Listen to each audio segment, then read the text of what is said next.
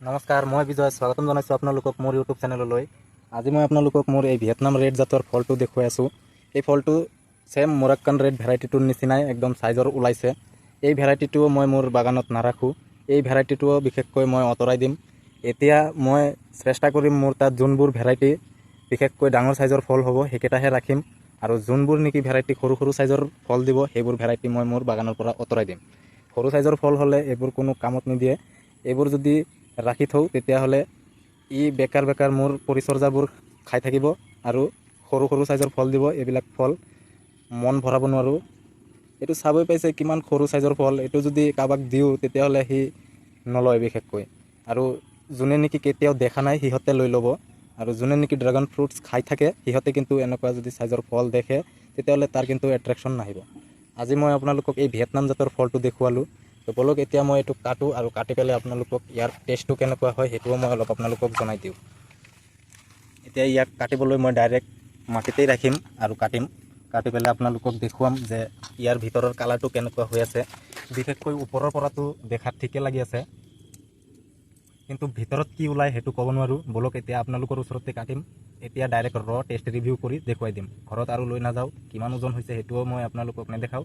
বিশেষকৈ এইটো ডাইৰেক্ট মধুৰিআমৰ নিচিনা চাইজ হৈছে 100 গ্ৰাম বা 150 গ্ৰাম হ'ব, তাতকৈ বেছি নহয়। তো বলক এই ফলটো এতিয়া মই কাটোঁ, আৰু কাটি ডাইৰেক্ট টেষ্ট ৰিভিউ কৰি আপোনালোকক দেখুৱাই দিওঁ। চাবই পাইছে ফলটো কিন্তু দেখাত বহুত ধুনীয়া হ'লেওতো নহ'ব, চাইজত যদি ডাঙৰ হয় তেতিয়াহ'লে ভাল লাগে। তো এইটো সৰু চাইজ বুলি ইয়াক মই ভেৰাইটিটো ইয়াৰ নাৰাখোঁ। এই ভেৰাইটিটো মই কাটি পেলাই দিম কেইদিনমান পিছতেই, আৰু যদি ভেৰাইটিটো ৰাখোঁ তেতিয়াহ'লে গ্ৰাফটিং কৰি জাতটোকেই চেঞ্জ কৰি দিম। চাবই পাইছে কালাৰটো কিন্তু পূৰা এট্ৰেকশ্যন কৰা কালাৰ। বিশেষকৈ কালাৰটো চাই কিন্তু চবেই মুগ্ধ হৈ যাব, কিন্তু ফলটোৰ চাইজটোহে বহুত সৰু। তো বলক এতিয়া ইয়াৰ পৰা এক পিচ লওঁ আৰু টেষ্টটো কৰোঁ।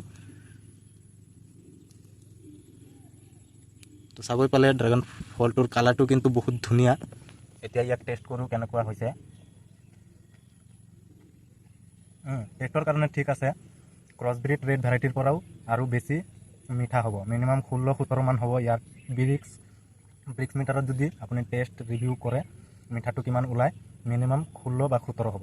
কিন্তু ক্ৰছব্ৰিড ৰেড ভেৰাইটিটো মই আপোনালোকক জনাইছিলোঁ 14 বা 15 হ'ব, তাতকৈ অধিক নহয়। বলক এতিয়া আৰু এক পিচ আছে, এইটোও খাই থৈ দিওঁ ইয়াতেই।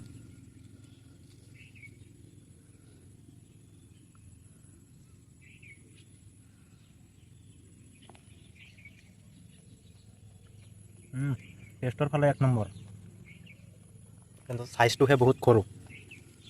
এই চাওক ইয়াৰ ভিতৰত কিন্তু বহুত গুটি আছে ক'লা ক'লা। এই গুটিকেইটা দি বা চিডছ কেইটা দিও কিন্তু ড্ৰাগন ফ্ৰুটছৰ পুলি বনোৱা যায়, কিন্তু ইয়াৰ পৰা ফল যদি আপুনি ল'ব বিচাৰে 6 পৰা 7 বছৰ সময় লাগিব। এই 6 পৰা 7 বছৰ বয়স কোনেও ধৈৰ্য ধৰিব নোৱাৰে। সেইটো কাৰণে চবেই কাটিং ড্ৰাগন ফ্ৰুটছৰ গছ লগোৱা চবেই ভাল পায় বা চবেই সেইটোকেই ছাজেষ্ট কৰে। তো ময়ো কাটিঙে লগাওঁ, আৰু এইবাৰ মই অক্টোবৰত যেতিয়া নেকি লগাম, মোৰ তাত যোনবোৰ ডাঙৰ চাইজৰ হৈ আছে যেনেকুৱা নেকি ক্ৰছব্ৰিড, ভিয়েটনাম হোৱাইট আৰু ইজৰাইলী য়েলো, এই 3টা জাতকে আগুৱাই লৈ যোৱাৰ চেষ্টা কৰিম। কিন্তু এই সৰু সৰু চাইজৰ যোনবোৰ হৈ আছে এইবোৰক মই নাৰাখোঁ। এইবোৰ কাটি পেলাই দিম। এই ছিজনতেই ফল খাই আছোঁ, নেক্সট ছিজনত আৰু এই গছবোৰক মই নাৰাখোঁ। Very tasty. বিশেষকৈ এতিয়া মই যোন ফুলটো আপোনালোকক দেখুৱাইছোঁ এইটো হৈছে ক্ৰছব্ৰিড ৰেড ভেৰাইটিৰ। ইয়াৰ ষ্টিগমাটো চাবই পাইছে পূৰা ওপৰৰ ফালে আছে আৰু ভিতৰৰ ফালে আছে পলন। তো বলক ইয়াৰ পৰা অলপ পলন লওঁ আৰু ষ্টিগমাত লগাই দিওঁ। এই চাক ষ্টিগমাত লগাই দিলোঁ। তো এইটো পলিনেশ্যন সম্পূৰ্ণ হৈ পৰিছে। এইটো হৈছে ক্ৰছব্ৰিড ৰেড ভেৰাইটি। ইয়াৰ পলনবোৰো বহুত মজবুত থাকে আৰু এই ফলটোও বহুত ডাঙৰ চাইজৰ হয়। কিন্তু মই এতিয়া আপোনালোকক যোনটো দেখুৱাম সেইটো হৈছে ভিয়েটনাম ৰেডৰ ফুল। সেইবোৰৰ ফলবোৰ কিন্তু বেছি ডাঙৰ নহয়, আৰু সেইবোৰ পলনবিলাকৰো বেছি ষ্ট্ৰং নাথাকে। তো মই এই ক্ৰছব্ৰিড ৰেড ভেৰাইটিটোৰ পৰাই পলনবোৰ অলপ লৈ আছোঁ সেই ভিয়েটনাম ৰেডৰ ওপৰত লগাবলৈ। বলক ইয়াৰ পৰা এতিয়া পলন অলপ লৈ ল'লোঁ, আৰু ক্ৰছব্ৰিড ৰেডটোৰ ওপৰততো চাইছেই পলিনেশ্যন কৰি দিলোঁ। এইফালে যদি যাওঁ তেতিয়াহ'লে দেখুৱাব পাৰিম। এই চাইড ভিয়েটনাম ৰেডৰ ইয়াৰ ওপৰত এই ষ্টিগমাটোত এতিয়া মই ক্ৰছব্ৰিড ৰেডৰ পলন অলপ লগাই দিম। চাবই পাইছে মই এতিয়া ইয়াত লগাই দিছোঁ। এই ষ্টিগমাটোত লগাই দিলোঁ। ইয়াৰ ফলটো যদি অলপ ডাঙৰ হয় এই ক্ৰছ ভেৰাইটিৰ পলিনেশ্যন আনি পেলাই লগোৱাৰ কাৰণে।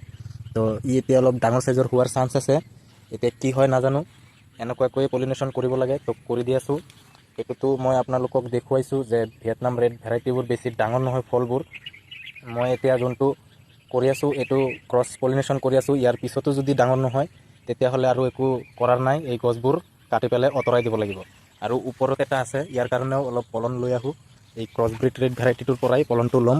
তো ইয়াৰ পৰা আৰু অলপ পলন লৈ সেইফালে যোন ফুলটো মই দ্বিতীয়বাৰ দেখুৱালোঁ ইয়াৰ ওপৰতো অলপ দি দিওঁ, আৰু যাতে ই মিছ নহয়।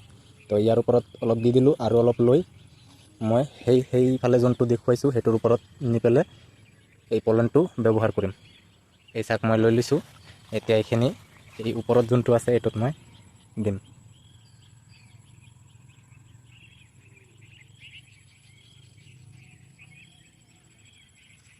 ইয়াত ভালকৈ পঢ়া নাই, তো আৰু অলপ লৈ আনিব লাগিব।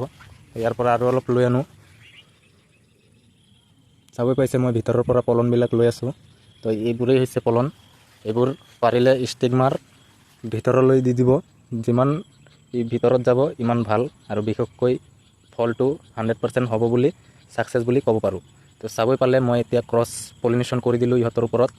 এনেকুৱাকৈ যদি কৰি দিয়ে তেতিয়াহ'লে ফলবোৰ 100% হয় বুলি গম পোৱা যায়। তো লাষ্টত এটাই কাম থাকি যায়, সেইটো হ'ল এনেকুৱাকৈ এটা এটা গিলাচ পিন্ধাই দিয়া, যাতে ওপৰৰ পৰা বৰষুণত পানী পৰিলে পলনবোৰ গুচি নাযায়। চবতে মই এটা এটাকৈ গিলাচ এনেকুৱাকৈ পিন্ধাই দিছোঁ, যোনকেইটা ফুল আজি পলিনেশ্যন কৰিছোঁ। তো এনেকুৱাকৈ আপোনালোকেও ৰিস্ক নল'ব, ডাইৰেক্ট এটা এটা গিলাচ পিন্ধাই দিব, আৰু এই ফুলটো কেতিয়াও হালধীয়া হৈ পৰি যোৱাৰ চান্স নাথাকে।